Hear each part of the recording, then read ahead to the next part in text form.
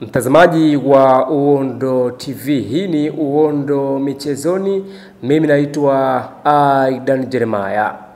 Kuelekea mchezo wa nusu finali ya kombe la shirikisho barani Afrika kati ya Simba Sports Club dhidi ya Stellenbosch FC ya Afrika Kusini utakaochezwa Aprili 20, 2025 katika uwanja wa New Amani Complex Zanzibar, jeshi la polisi limesema litahakikisha ulinzi unaimarishwa kipindi chote kabla, wakati na baada ya mchezo huo.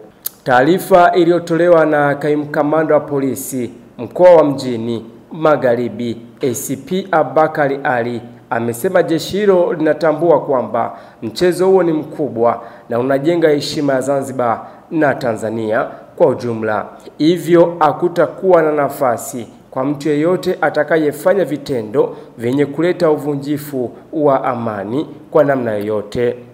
Nikimnukuu, tunatambua kwamba pamoja na kuwepo kwa mechi hiyo kubwa, lakini pia siku hiyo waumini wa dini ya Kristo duniani kote watakuwa wanasherekea sikukuu ya Pasaka baada ya kukamilika kwa ibada ya Kwaresima. Hivyo jeshi la polisi litaimarisha ulinzi kuanzia mkesha wa sikukuu hiyo katika nyumba za ibada pamoja na siku hiyo ya sikukuu. Aidha, nitumie nafasi hii kutoa onyo kali kwa wahalifu ambao wana lengo la kutumia mchezo huo pamoja na sikukuu ya Pasaka kama fursa ya kufanya vitendo vya aina yoyote vinavyoenda kinyume na sheria. Ni kwamba tumejipanga vizuri.